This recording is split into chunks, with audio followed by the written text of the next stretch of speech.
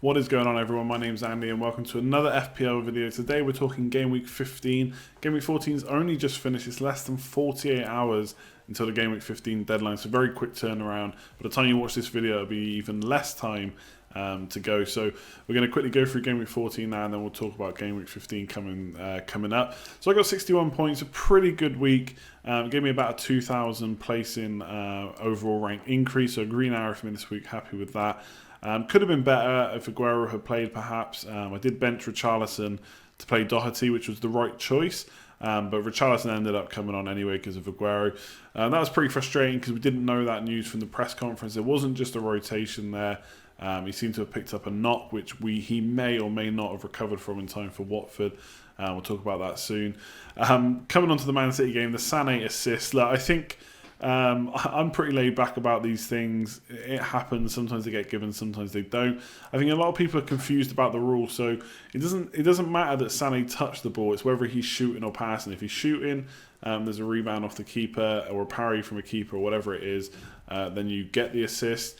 If it's a pass that the keeper gets a touch on, then you don't get the assist if it alters the direction of the ball. And in this particular case, FPL deemed, or whoever FPL rely on to make this call, deemed that Sané was passing the ball, in which case it wasn't a shot, so no assist. Obviously, it looks worse because the Van Dijk assist happened in the same week, and that was obviously a very bad shot, which came off the keeper and the crossbar. But ultimately, because it was a shot, that's why he got the assist. So, look, I think if they wanted to get rid of these calls and all the panic from FPL players, they could just make it assists the same as goals. It's this last player to touch the ball. If anyone else intervenes in between, then you don't get the assist. But that makes it a little bit more boring. There's less points on the table, and I'd say they actually quite like all the discussion and maybe even a little bit of negativity because it gets people talking about the game. It creates engagement. So that's kind of my thoughts on it. I honestly don't really care that much, if I'm honest. It happens. It doesn't happen that often during the year. Realistically, if you think about how many goals and stuff there's not that many kind of assist gates throughout the season. So Alonso, people talking about getting rid of him, I find that odd. Yes, he's 6.9 million. Maybe people are looking at bringing money out of their defence, but another return, 6 points. He did get brought off. Was having a pretty poor game against Fulham, but I don't think he's getting dropped anytime soon. He's had 4 returns out of the last 5 games. For me, he's a keep. I took Hazard out for Sterling. Obviously, that worked out. Hazard got 6 points, 1 assist against Fulham. Sterling got the goal and 2 bonus points. That took him to 9, so that was nice. But looking at it, Salah got nothing against Everton. Should have had a few assists at least, if not goals. But taking out Salah and keeping Hazard for this week in particular would have been the best bet, but it wasn't too much of a fail there. Martial benching, I mean, we should have maybe seen it coming. Mourinho did say he couldn't play three games in 7 days, and they are kind of nursing him, giving him quite a bit of rest in between matches, and you think he would play against Arsenal, and perhaps that's why they saved him. So that's a bit frustrating. I mean, I kind of want rid of Martial. It's not really necessary to do with him in particular, but just Man United in general, awful. I mean, playing 3-5-2 against Southampton, who are probably maybe going to be fighting relegation this season, playing Matic, Herrera, Fellaini and McTominay in the same team was just awful. And I just worry about Man United and how many goals we're going to get, even with the good fixtures. So I'm looking to get rid of Martial. Jimenez, another assist. Like Sané, came off the keeper, but Jimenez was definitely shooting. Assist king, I mean, I don't think he can keep this up surely for too much longer, and you'd hope some goals are going to come too. But I just think he keeps returning. I think he's got an average of 5 points per game for the whole season, or at least since I bought him in Game Week 5, because I worked it out the other day, which is an incredible return for someone so cheap. So I'm really happy with him still. And then Aguero concerns, obviously already mentioned that he was injured, and we'll have to see what happens in the Watford game. So overall, nice to get points at the back, four clean sheets, or at least 4 returns. Doherty wasn't a clean sheet, but he got attacking returns. Wolves, again, though, no clean sheet, and they lose a 1-0 lead against Cardiff. So they're looking really poor now. I think you can't double and triple up on them. Doherty probably the only one you want because of attacking threat. And yeah, Wolves just looking no-go right now. So let's talk about Game Week 15, much more interesting. So looking ahead to Game Week 15, don't want to talk about Martial too much because I've kind of just done it in the review, but I've got concerns over Man United, and I think for his price, you could do a few things with him. Looking at Felipe Anderson at 7 million in a West Ham team that got really nice fixtures up until 2019. If you've not checked out how good they are, you really should. And he's in great form. Should have probably had more points this weekend as well. So you could downgrade him. He's only 7 million. Martial, you probably got him for 7.5, 7.6. So worth a look there. You could downgrade him even further to someone like Brooks or Fraser. Now, Bournemouth, I've been saying about getting rid maybe because of their fixtures, but the next 3 out of 4 are pretty good for them, and I would expect them to keep scoring goals. So I'd maybe look at maybe someone like Brooks as an enabler to let you fund another move elsewhere. Or obviously, if you've got the money, then I think Son's a good bet this week. We'll talk about him, I'm sure, more in a minute. And Sané as well. Obviously, there's nothing more to say about him. He's been in great form this season. So I think Martial can go. Is there a rush to get rid of him? Maybe not, but I just don't have any faith in Man United at the moment. So I will be looking at getting rid of him. Is Salah too expensive? I feel like we've been asking or answering this question all season. I think the answer at this point is probably a yes, because there's so many other big hitting options we're going to talk about in a minute. Aguero, AUBAMEYANG, KANE as well. A lot of people looking at getting KANE in this week, and AUBAMEYANG possibly in Gameweek 16 against Huddersfield. And I think it's hard to have Salah and KANE. They take up so much money. You know, Sterling, even Hazard, maybe Sané, Spurs midfielders, AUBAMEYANG, etc. It's very hard to fit them all in when you've got someone like Salah who's holding all the money. Now, one of the things that comes into whether he's worth that money is the captaincy. At 13 million, yes, it's a lot of money, but if you're getting consistent captain returns from him, you could justify it. The problem is when Sterling, I've said this before last week, is beating him and he costs less money, it's very hard again to justify keeping him. So for me, what I'm doing with him, I'm possibly keeping him this week. I'll talk about that more in my plans, because I think Burnley away, given that they just conceded more than 20 shots against Crystal Palace, who, let's be honest, have not been the most attacking team this season, you'd think that Liverpool could do something against them and Salah could be in the points. So I don't think that Burnley away is that much of a worse fixture than Southampton at home for KANE. So I'm loath to necessarily make that move. I may still have KANE and Salah by the end of this week, so we'll see what happens there. But I think Salah's a captain option this week. I really do. I think he's going to play. I was a bit surprised to see him come off before Firmino today against Everton. Firmino was awful, and I think it's fair to say that Liverpool haven't been the attacking force that they were last year. They've not really kicked into gear yet, and there's something not quite right there. Whether it's the midfield 3 behind the front 3, Firmino just looks lost. He's just that form he had last year, where he was all over the pitch, scoring goals, assists, etc. It's just not happening this year. They're not moving the ball fast enough. I saw them. I didn't watch the whole Everton game, but I saw some of it, and they would just pick the ball up and there was like no urgency to get forward, and we know what they're like on the break, on the counter. I just wasn't impressed at all. So for me, Salah, I know people think that I keep saying this and it will never happen. I do feel like I can let him go soon, and again, it may be this week. But if I want to captain him against Burnley, obviously I'm not going to get rid of him. But in the next couple of weeks, I'm going to unlock that money because I think it can be better spent. And I've kind of gotten over the rotation worries about Sterling, just captain him this week, and it's already worked out. I think the rotation worries with him are being blown a bit out of proportion. And given how many points he's returned so far this year, he could be a set and forget captain almost. Maybe not in the Chelsea away game, but outside of that. And talking about KANE and AUBAMEYANG, obviously they've got fixture swings, Spurs this week, AUBAMEYANG the week after. It is worth noting, I think people are missing it because they've got such a good fixture swing that they're the ones to look at. But if you've not got Sterling and Sané yet, Man City's fixtures, apart from Chelsea away in Game Week 16, are really good over Christmas still. And Chelsea's aren't bad either. Obviously, they play Man City in that same fixture for Sterling. But outside of that, they're pretty good. So Hazard, if you've got him, you could almost keep him.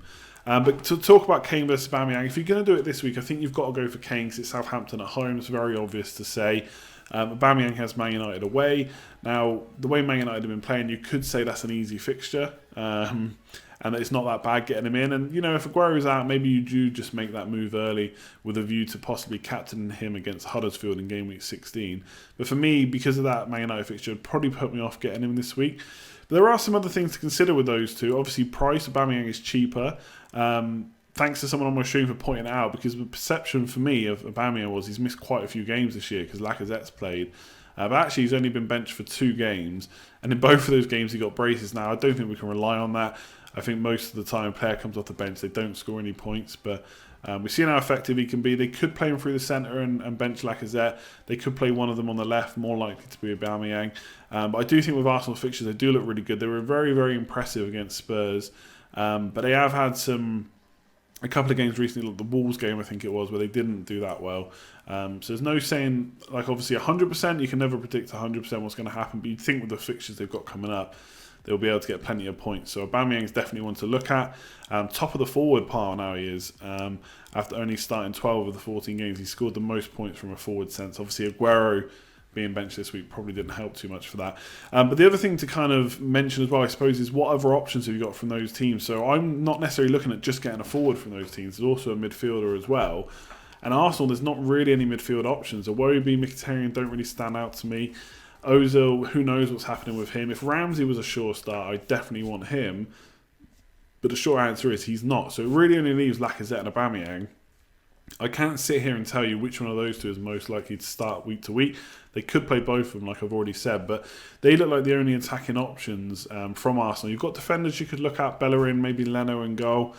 He's not really had too many points recently, but again, with the fixtures, I think the points will come for him. But up front, or in attack, you've really got Aubameyang and Lacazette, whereas for Spurs, you can look at Ali Eriksson and Son.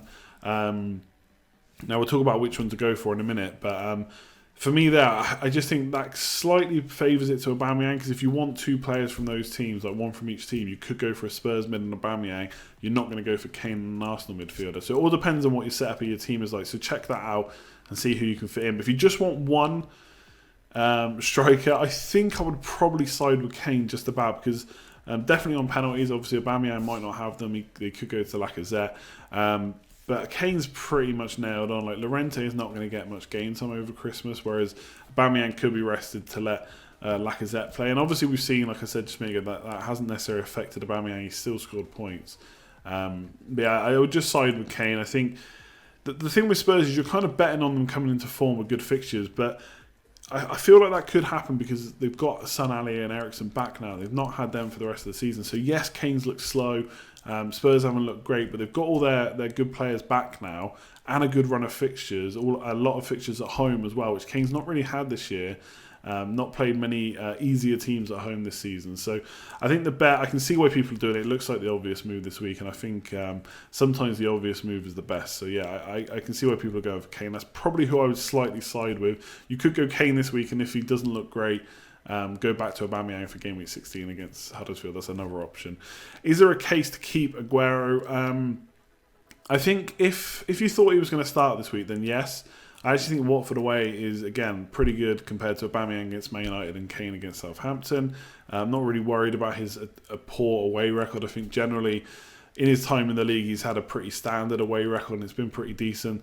The problem is we don't know if he's going to play. Pep has kind of said that Jesus was good at the weekend and that he's going to be very, very important on Tuesday. There's reports coming out that Aguero has trained today and is in contention to play against Watford. Some people will say that why would they risk him in the Watford game when they got Chelsea coming up? But at the same time, if he's missed games, they might want to give him some minutes to get up to match speed so he's fit for that Chelsea game and raring to go. And let's remember as well, Aguero has not been rested at all this year so far in the league. He started every game that he's been fit for. He just wasn't fit this week. That is the difference between being rotated. But for me, unless there's something really positive that comes from Pep over the next couple of days, or even by the time you watch this, it'll probably be Monday, so less than a day probably until the deadline. I think you have to look at getting rid of Aguero, or if you're not going to get rid of him, just accept the fact he's probably not going to play, and can your bench withhold that? So definitely look at what bench options you got there. Talking about players, can they go, can they stay? Hazard, I think he looked okay, pretty good actually, to be fair, against Fulham. Didn't see the whole match, but his assist was nice, taken very well from Loftus-Cheek. Probably could have been in the points more. The Morata, Giroud thing, obviously people were hoping that Giroud would start. He did, and he still didn't get a goal. He hasn't scored for ages. I think it's 10 games now for club and country. I think it's 2 assists in 6 Premier League games. So not great returns, to be fair. And again, I find it hard to look past Sterling and Sané if you've not got them instead. But if you have got one or two of them, then maybe you could look at holding Hazard for now. I think he has Wolves away, and Wolves, as we've spoken about in the review part of this, not keeping clean sheets at all. I think that's no clean sheets in 6 now. Wouldn't expect them really to get one against Chelsea, so Hazard should be in the points there. Man City game's tough, but like I said, check out Chelsea's fixtures. They're pretty good over Christmas. I'd expect him to start most games. I know that Sarri has said that he can't play 10 games in 30 days, but who really can? And I don't think all those those games over Christmas are necessarily all Premier League games. I think there's a couple, maybe 1 or 2 Europa League games as well. So he could just keep missing them and be rested for the Premier League. So I think he'll start most games. He's on penalties. He's usually pretty good for bonus if he gets an attack in return. So I think he is arguably an option to keep him there, and maybe even sell Salah ahead of him. So let me know in the comments below if you've got Hazard, what you're doing with him. And then Spurs midfielders, Ali Eriksen and Son. Who do you pick if you want to pick one?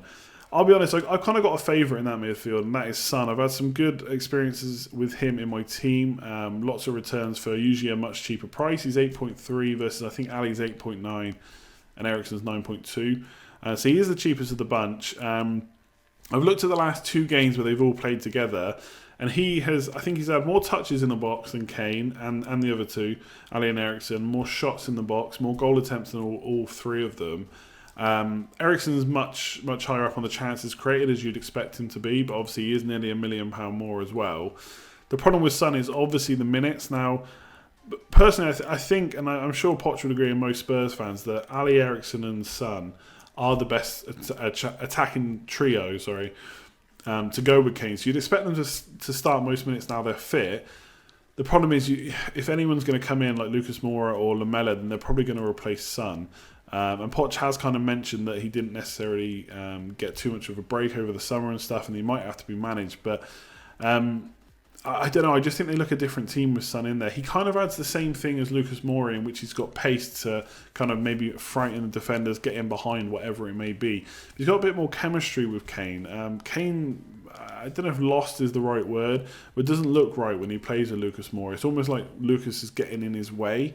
I don't get that same effect with Son. So I really like Son. I think with their fixtures, he could be a punt. Is he going to play every game? Probably not. But I don't know if he'll be rotated that much. They're going to lose him in January to the Asia Games. But before you worry about that, there is 7 game weeks until that happens. I think the 1st of January is their last game kind of this run. And the Asia game starts on the 5th, so likely, I don't know exactly when he's flying over, I don't know if that's been mentioned yet, but I'd imagine they'll be able to keep him for that game if they want him, and then he'll fly over. So, you know, in 7 game weeks, how many will he start? Will he start 5 or 6? I think there's potential for that, and for 8.3 million, I really like him. I think he could outscore the other 2 if he gets enough starts. Looking at the other 2, Eriksen, obviously quite expensive, but good for chances created, whereas Ali's kind of created a few chances, had a few shots. I don't know, Ali's one of those ones that can go on a run. We've seen it happen before, especially over the Christmas period. Get forward, can get goals. You know, we've seen him do that plenty of times. There's just something I'm not quite sure about him right now. So Son is the one I'm looking at, and I may bring him in this week. And I just really want to quickly touch on Everton defence, because a lot of people got stick, including me, for bringing in Everton defenders last week. Obviously, they got a clean sheet. They're very close to getting one against Liverpool. They should have had it. Pickford made a massive mistake. It was quite funny, to be honest. But yeah, massive mistake. But they were good today, and I think Newcastle, I think Watford is the other game coming up. So you could definitely look at them. And if you needed one of their defenders, you got Digne or Dean against Liverpool, was really high up on the bonus before Liverpool scored, so he would have done really well, and it would have been a 9-pointer had they not scored. I've got KANE. I'm pretty happy with him. I think in a lot of other games he'll be up there on the bonus points. Got goal threat as well. But I think for their price, they kind of mix quite well rotation-wise with the other players we've got in our squads. Wolves defenders, Wan-Bissaka. Most people have got Robertson or Trent. So yeah, I just wanted to kind of point out that I saw some of that game, and I think they look really good defensively. Gomez in the centre of midfield is doing really well, and I think Mina's come in and again shored up that defence quite a bit. It looks like Mina and Keane's going to be the centre back pairing, and then obviously you got Coleman look pretty good as well. So been quite impressed with the Everton defence. Maybe a bit unlucky not to get the clean sheet this week, but going forward for the next 2 games, they're quite nice. Now they do have 2 tougher fixtures after that, so check that you've got someone that can rotate well with them. But yeah, I just wanted to mention them. And then my plans, I mean, honestly, if I'm completely honest, I'm not lost about what to do. I've said lost quite a lot in this video. There's loads of avenues I could go. I probably should get rid of Aguero. I could get Wilson or Mitrovic in, go really cheap up top, and then change Martial to Sané or Son, or Ali or Eriksen, whichever it may be. I could keep Aguero and get rid of Salah and Martial for Sané and Son. That would make my midfield really sweet, like really nice midfield. But I'm just not sure about dropping Salah when I'm even thinking about captaining him. I just can't see how I can take someone out for a hit when I'm thinking of captaining them. The obvious move, I suppose, is Aguero to KANE or Aguero to Aubameyang. To do Aguero to KANE, I need $1 million to fund it. So I could do Martial to someone like Brooks, 5.1. He would then long term become my new fifth bench player, bench fodder. But I would generally, him and Jimenez, I would probably rotate them a bit or just choose the one with the best fixture. So this week it would be Martial and Aguero out to Brooks and KANE. And then longer term, I could do Salah and Dean Garner to Sané and Son, which would give me a midfield of Richarlison, Brooks, Sterling, Sané and Son, and then up front KANE, Arnautovic and Jimenez. And then I'd maybe look at captaining KANE this week. So it's a tough one. The other options, I could drop Salah down to Son or Sané and fund KANE that way and keep Martial, but I'm a bit loath to keep him because I just think Man United have been so poor. So, my plans, I can't tell you for definite because I'm going to wait up until the deadline. If I get any kind of inkling or good news that Aguero might start, I'll probably look to keep him and maybe take out Salah and Martial and just captain Sterling or Sané. Because I just think Man City have been so good and they've been so good that that's fine to do. Rotation or not, Sterling's missed 2 games but he completely missed them, so hopefully that will continue. But I've got a feeling in the end I will come back to the KANE move because it just feels... Sometimes moves look too obvious, and when they look too obvious we call them boring, and it is boring to get KANE in because everyone's going to do it and they're all going to captain him. But sometimes the obvious move is the one to make. So Martial to Brooks for 5.1, like I said, the Bournemouth fixture has been pretty good. There is a slight worry that he missed the last game, but I think that was a kind of defensive switch up because they were playing Man City. Hopefully he'd get his price back, but I might have to consider that a bit more. Otherwise I could go Patterson at Cardiff maybe, or one of the other cheaper Cardiff midfielders who, would, like I said, would eventually become my 5th midfielder, and I would upgrade Dean Garner because he was out of the squad in the last game and just no longer an option for me. So lots to consider. Let me know which route you're taking. Aubameyang, KANE, are you getting either? Are you looking at Son, Ali Eriksson, Sané? Who are you bringing in this week? There's so much to consider going forward. I think the best captaincy option for me this week on paper is probably KANE because I don't think he's going to get rotated. But I do think Salah against Burnley could do really well. And whichever Man City player starts will do well against Watford, I'm sure. I don't think they're going to get a clean sheet there, Watford, at all. But yeah, I'll leave it there. I'm sure this video has probably been even longer than the last one. There's lots to fit in with only a bit of time in between. Otherwise, good luck in Gameweek 15. Let me know in the comments below what you're doing this week. You've got any further questions. Hit like on the video if you've enjoyed it and subscribe if you're new around here. I'll have another stream on Thursday for the next deadline and another video next between Wednesday and Saturday deadline at some point as well. Thanks for tuning in. I'll catch you next time. Like, comment, share, subscribe, all that good stuff. Catch you later.